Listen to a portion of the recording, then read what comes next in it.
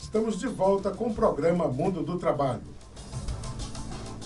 Nesse segundo bloco, continuamos aqui com a presença do deputado estadual Elmano de Freitas e do professor e sociólogo Pedro Mourão. Nós estamos falando sobre partidos políticos e os 35 anos da fundação do Partido dos Trabalhadores. No final do primeiro bloco, o Elmano estava falando do contato que hoje o PT tem, principalmente na sua base, no seu interior. Quando a gente está falando de PT, e estamos falando de socialismo, e estamos falando de partidos políticos, existem os pensamentos que são colocados por esses partidos políticos. Nós falamos do socialismo democrático, como o Elmano proferiu, mas quem elaborou esses pensamentos, criaram frações políticas, está na mente das pessoas. Por exemplo, há o pensamento leninista, o pensamento marxista, o pensamento da Rosa Luxemburgo, e por aí se vai. Eu gostaria, primeiramente, Pedro, que você pudesse falar, estes pensadores, mesmo como eu estava falando, a quantidade hoje de pessoas que procuram obter mais informações, estas pessoas ainda, na sua grande parte dos trabalhadores, eles não ficam confusos com toda essa gama de palavras que são desconhecidas. É como se nós estivéssemos, há alguns instantes, sendo até o famoso economês. Eu diria que é o politiquês. O politiquês. É o politiquês. Bem, essa pergunta é bem interessante, A confusão da ideologia. Tem um autor chamado Max Weber, falando com relação à política. Você falar, essas ideologias confundem as pessoas. Sim. Primeiro, a ciência sempre foi elitista. A ciência não é para o povo, infelizmente. Não é uma ferramenta para os comuns. Ela foi criada pela elite, pensando em dominar a população. A sociologia é uma ferramenta de dominação, essencialmente dominação. Então, o que acontece? Essa linguagem, ela é prolixa, ela é difícil, falar difícil para o povo não entender, E, por outro lado, a ciência em si, ela exige um jargão próprio, de ferramenta, porque o sociólogo, ele não tem ferramentas materiais como um pedreiro, que tem um martelo, um marceneiro, que tem um serrote. Eu não tenho ferramentas, minha ferramenta é analítica, minha ferramenta é epistemológica. Então, nesse caso, eu tenho que criar novas linguagens para definir novas coisas. No caso, nós temos, eu falei agora recentemente, o PMDBismo, Ou como o professor André Singer, da USP, fala, o lulismo. O que seria o lulismo? É uma terminologia nova, é um neologismo, a palavra nova utilizada para poder definir uma nova corrente de pensamento. E o que acontece muitas vezes, do meu ponto de vista, o que confunde mais o povo é porque, citando Weber novamente, ele fala que o partido político é um veículo. Vamos pegar o Volkswagen alemão, Um Volkswagen é um veículo, como qualquer outro, e cuja gasolina, vamos dizer, são os votos, são os apoiadores, E cujos dirigentes, o motorista vai ser o diretor central, dependendo da organização de como for o partido, e os outros, passageiros serão os políticos, que vão ser levados em direção ao quê? Qual é o objetivo comum de todos eles no partido? O poder. O poder hegemônico, a hegemonia de controle do Estado.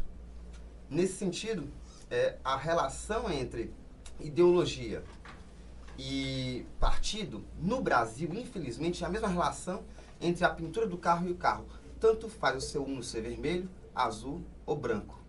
Infelizmente. Mano, você estava falando das políticas do governo, o estado do Ceará é um estado pobre. E nós, durante a campanha, todos os dois candidatos falaram de N programas. Mas, acima de tudo, teve o grande apoio do governo federal. O governo federal incrementou uma ajuda importante para o ator, no caso, o ex-governador Cid Gomes. E isso não foi propagado. Eu gostaria que você pudesse falar um pouco disso. Por que, se nós temos um governo federal que auxilia os estados, tem todo um marketing institucional para chegar e mostrar para a população esses feitos. Esses feitos não chegam às populações. Você, como deputado e dirigente do Partido dos Trabalhadores, como você analisa essa questão? Eu tenho a impressão que o PT parece que carrega uma sina em governo, não consegue ser bom em comunicação. Acho que é uma sina nossa e acho que isso tem uma origem. Nós nos construímos em oposição a muitos governos e muitas vezes nós entendíamos que a comunicação do governo era apenas mera peça de propaganda eleitoral e nós não compreendíamos que a comunicação do governo é também um direito do cidadão de ter conhecimento do que o seu governo está fazendo. Em virtude dessa experiência anterior, nós sempre tivemos uma lógica de não ter quase nenhum investimento em comunicação dos nossos governos. Isso se confirma sempre como um grande erro ao final dos nossos governos. E também há um fator de que, evidentemente, que numa campanha eleitoral que o partido tem tempo de televisão praticamente todo dia, você tem mais condição de apresentar o que o governo está fazendo do que com a verba de comunicação que um governo tenha, mesmo sendo um governo com maior recurso. Então, eu tenho a impressão de que essa questão do governo federal é uma falha do governo federal de não exigir com maior rigidez e maior compromisso. Por exemplo, no caso do Ceará, o centro de eventos é recurso do governo federal. O cinturão das águas, que é muito importante para ter água em várias regiões do interior do estado, é governo federal. Mais de 260 mil cisternas de placas feitas no estado do Ceará, para quando ter chuva, ter água para as famílias que lá têm sua cisterna, é recurso do governo do PT, do governo federal. Nós temos um programa como o Safra, o Seguro Safra, que os nossos trabalhadores na seca, ao perder a produção, recebem o seu seguro, grande parte do recurso é também recurso do governo federal. Então nós temos um contingente de recursos no estado do Ceará que evidentemente só se viabilizaram em virtude do governo federal ter apoiado e ter diminuído um pouco a desigualdade regional que nós sempre sofremos. Precisamos de mais apoio.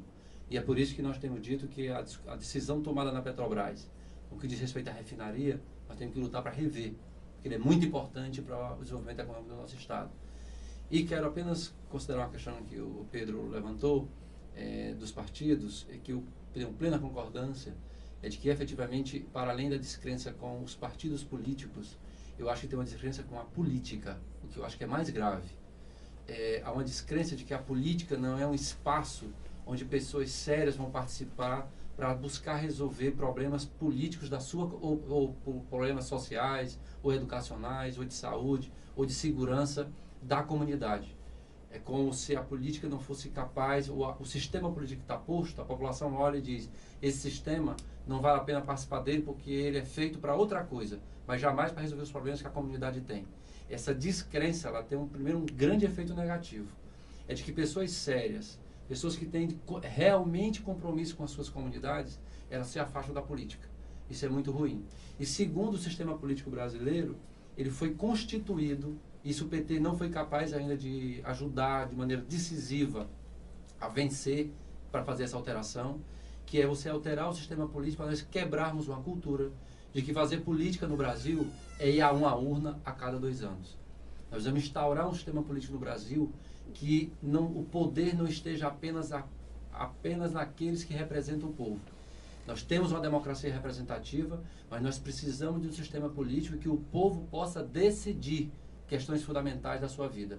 E evidentemente que isso fere o interesse de alguns e nós precisamos, portanto, de uma mobilização da sociedade. Eu tenho dito no PT que não adianta o PT querer lutar para fazer reforma política apenas com as suas ideias e suas propostas.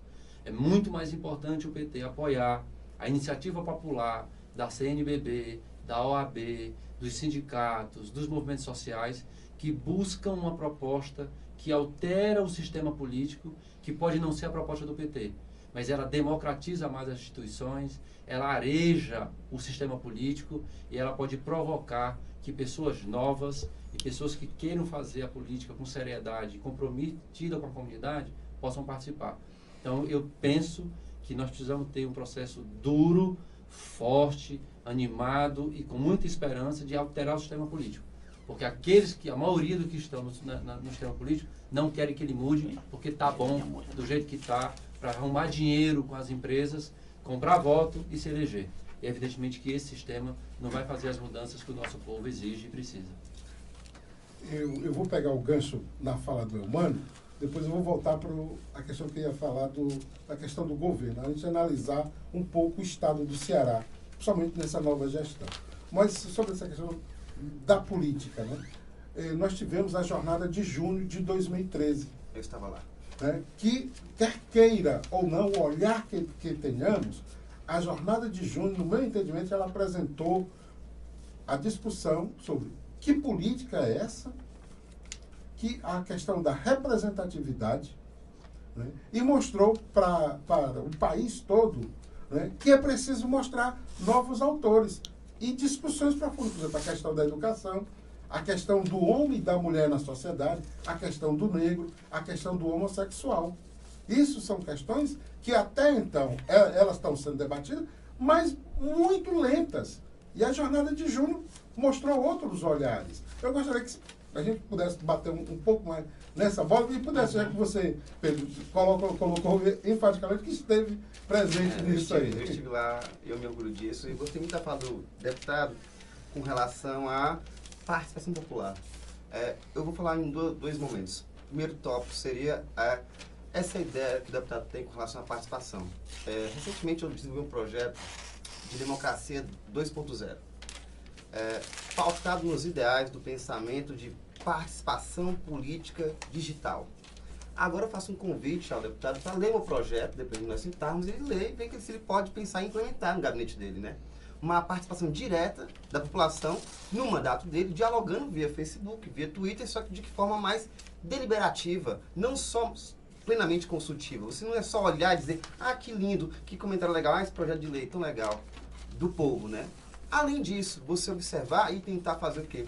Votações diretas pela internet. Isso foi tentado na Espanha, está sendo tentado na Argentina. Existe um partido na Argentina que já está conseguindo se efetivar nesse sentido, de ter uma participação política digital. De que forma? O povo vota. Vota via Facebook, vota via Twitter. Há uma interação maior da sociedade. Claro, e uma relação melhor entre o parlamentar e o povo. Porque, por mais que o humano seja uma pessoa esforçada, que esteja disposto a ir à base, ele está o quê? Ele vê o quê? Da Assembleia, ele está na Assembleia de que horas, humano? Desde 7 da manhã. Desde 7 da manhã. Saiu de lá direto, acho que nem almoçou, né? Não. Não almoçou. Eu já tive nessa rotina um pouco com os deputados nas minhas pesquisas.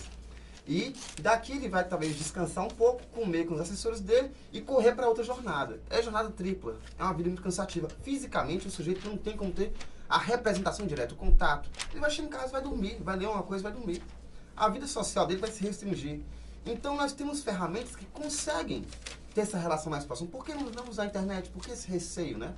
Por que esse arcaísmo de fazer uma política com uma nova cara? E o segundo ponto eu esqueci, era a tua pergunta. Qual era a pergunta? Sobre a questão da participação popular e o envolvimento das pessoas na jornada, a questão que eles colocaram, a questão da política, a questão da mulher, do homossexual. As jornadas foram muito importantes. Algumas pessoas acreditam que a jornada... A questão da ideologia foi questionada. Sim. As ideologias. O questionamento das ideologias. Eu lembro que eu estava nas manifestações como observador e como agente. Eu estava fazendo um duplo trabalho, como pesquisador, como sociólogo, e ao mesmo tempo como um agente da mudança também, com alguns amigos, levava amigos, familiares.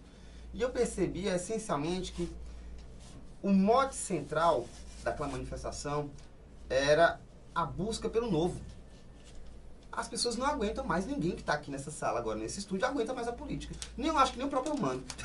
Ele está lá porque ele faz uma representação do partido, das bases dele, mas talvez nem ele por ele próprio queira estar lá, talvez ele quisesse estar em casa, advogando, ganhando dinheiro dele, talvez ganhasse mais, né, mano? Então, o que acontece?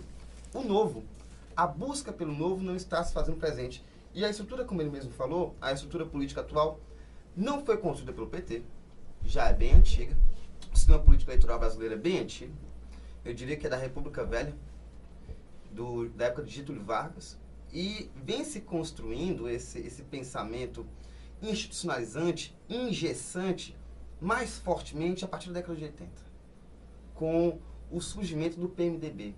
Você tem o quê? Você tem um partido enorme, com todo tipo de gente, desde a esquerda, à direita, a centro, que vão tentar lá dialogar. E o que acontece? Eles vão, na verdade, fazer o que o professor André Singer chamou de o imobilismo em movimento. Olha só que interessante. O que é o imobilismo em movimento? É justamente Se a pauta não é do interesse deles, se eles não receberem o fisiologismo deles, se eles não receberem o pecúnio deles, não vamos paralisar, não vai ter governabilidade, que é o que a Dilma agora está sofrendo, que é o que o Lula sofreu, que é qualquer governo agora, seja o Aécio, se o Aécio pegar a presidência no futuro, quem sabe, vai passar pelo mesmo desafio. A bipolaridade PSDB, PT não existe, ela é uma ilusão. É uma ilusão em que sentido? Existem projetos políticos distintos, mas o próprio Humano citou agora uma coisa interessante. O PT nunca se disse marxista. Nunca. Há correntes marxistas, mas o PT em si, a direção, nunca chegou, obviamente, e disse nós somos marxistas. Hoje em dia, ele se aproxima muito mais de uma social-democracia, como uma tentativa de frear o capital, de civilizar o capitalista, né? Não, peraí, você pode render, você pode ter lucro, mas vamos explorar menos? Vamos destruir menos a vida do trabalhador? Vamos dar uma condição mínima de sobrevivência para o cara? E o que acontece? Nesse sentido, o PT tem conseguido avanços significativos. Eu votei na Dilma, mas não porque eu sou PT, porque eu escolho meus inimigos. É muito mais fácil eu dialogar com um partido que tem uma hegemonia interna mais próximo da esquerda do que dialogar com o PSDB, que é um partido de extrema direita hoje em dia. Ele nem é a sombra do que a sigla dele diz. PSDB, Partido Social Democrata Brasileiro. De social-democracia, não tem nada. O PT, hoje em dia, seria o mais próximo que nós temos da social-democracia, que seria uma esquerda para o centro. Mas hoje no mundo, a maioria dos países são governados por pessoas de origem da esquerda e que se colocam como agentes, né, de um pensamento mais democratizante. Nós estamos vendo isso no mundo. A começar, por exemplo, hoje na Rússia, na Alemanha, a própria França, e aí por você vai. Mano. Olha, eu queria primeiro dizer que eu acho que tem diferenças profundas do projeto do PT com o projeto do PSDB. Sim. O projeto do PSDB é um projeto, a meu ver, muito vinculado ao sistema financeiro. É um projeto que não tem concepção de um mercado interno de massas. Isso quer dizer, não é um projeto que tem como centro do crescimento do país a capacidade do povo brasileiro de produzir e consumir. Ele é focado num projeto de grandes multinacionais instaladas talvez no Brasil ou não, para o mundo da exportação e disputar o mercado internacional. O projeto do PT parte da premissa de que o crescimento econômico do país é fundamentalmente centrado num grande mercado, que o povo brasileiro aumente de renda através da sua produção, do seu trabalho, e com isso ele seja capaz de consumir mais, e isso seja a principal coluna de estrutura de desenvolvimento do país. Evidentemente que isso aí nós estamos colocando dentro dos marcos do sistema capitalista. E é evidente que nós temos uma avaliação de que este nosso projeto, ele implica fundamentalmente numa disputa com o sistema financeiro internacional, que é quem controla a economia no mundo hoje, né, e tem contradições com outros setores do capital. E no caso do PT, que é uma outra grande diferença com o projeto do PSDB, a nossa visão de Estado não é uma visão de Estado fraco, não é uma visão de um Estado que não regule, é uma visão de Estado fortalecido, com capacidade de regulação, com capacidade de fiscalização, e o que eu acho que nós temos que avançar muito mais... Nós podemos chamar isso de um capitalismo de Estado ou um socialismo de Estado? Se isso for colocado sem o aspecto da democracia, ele seria apenas uma proposta social-democrata. Mas se ele vem a ideia de um projeto político que distribui renda, que desconcentre renda, e que o Estado seja democratizado, e que o povo brasileiro possa ir criando mecanismos de participação e tomada de decisão dos processos, ele deixa de ser um projeto social-democrata para ele ter uma perspectiva outra. Porque o elemento central de uma proposta nova, a meu ver, é uma proposta que não é tão nova depois da elaboração da esquerda, mas o caminho no Brasil é outro, porque ele é singular, é de que você tenha um Estado que possa ser mais fraco, mas não mais fraco para o mercado. Um Estado que seja mais fraco diante do aumento de poder de decisão do povo. Quando nós tivermos o povo podendo decidir e menos os técnicos de governo, isso será mais distante do capitalismo. Então, portanto, eu acho que nós temos uma diferença profunda de projetos do Partido dos Trabalhadores e do projeto do PSDB. E isso, eu penso que a demarcação que tem na sociedade, ela é muito clara. Agora, há na conjuntura uma mudança grande. O PT ganhou as eleições com Lula e com Dilma em 2010, numa aliança com um determinado setor empresarial brasileiro. A meu ver, na minha avaliação de conjuntura, esta aliança ela está rompida por um setor da elite brasileira. Eles estão a nos dizer, a meu ver, que eles não aceitam que o processo que foi feito no Brasil nos últimos 12 anos, de melhoria do salário mínimo real, de melhoria de distribuição de renda do Brasil, que ele possa permanecer no mesmo patamar. E é por isso que eu estou dizendo que o nosso partido deve ser contra as medidas do seguro-desemprego, porque isso é ceder a esse setor que rompeu com o governo do PT e quer fazer uma chantagem com seus meios de comunicação para poder o PT recuar no seu programa. Acho que nós não devemos recuar, nós devíamos fazer um esforço grande de ampliar os espaços de participação popular para, com a força do nosso povo, enfrentar esses setores que querem um país na mão das grandes empresas multinacionais do mundo. Mano, pegar esse teu gancho. A Dilma falou que não iria mexer nos direitos dos trabalhadores. Inclusive, foi o mote da sua campanha e foi determinante. Na tua fala, você tá querendo que ela revogue essa medida da questão do seguro-desemprego, da questão da aposentadoria, e principalmente que também ela já falou que há possibilidade de transformar a Caixa Econômica numa sociedade anônima. Eu estou querendo que a presidenta Dilma mantenha na prática o seu discurso de que a crise não pode ser paga pelos trabalhadores, e eu reconheço que há distorções. Eu sei que existe no mercado um conjunto de pequenos e médios empresários que faziam acordo com o trabalhador para que o trabalhador fosse demitido, recebesse o seguro-desemprego, mas continuasse trabalhando, recebendo seu salário por fora. Isso é real, isso existe. Agora, isso deveria ser discutido com as centrais sindicais, chamando como é que podia fazer um processo de fiscalização. Acho até que você poderia aumentar um pouco o tempo, mas jamais para 1 ano e meio, no máximo 1 ano. Então, acho que nós temos que sentar com as centrais sindicais e, na minha opinião, agora, quero ressaltar também uma coisa. A presidenta Dilma está fazendo um esforço enorme para manter emprego. Esse direito é fundamental para a classe trabalhadora, porque nós sabemos o que significa uma negociação sindical, salarial, com um contingente de trabalhadores elevado desempregados. Negociar para ter conquistas para os trabalhadores, ele é mais fácil acontecer quando tem um nível de emprego elevado. Quando tem desemprego, os trabalhadores têm menos condição de conquistar direitos. Então, este direito fundamental a presidenta Dilma está garantindo. Mas eu creio que essas medidas especificamente, o PT devia lutar para fazer a alteração. E pelo que eu estou sabendo e as informações que temos no partido, é que a bancada do partido vai se movimentar nesse sentido. Olha, você está falando sobre a questão dos direitos dos trabalhadores e foi o que nós começamos inicialmente o nosso programa.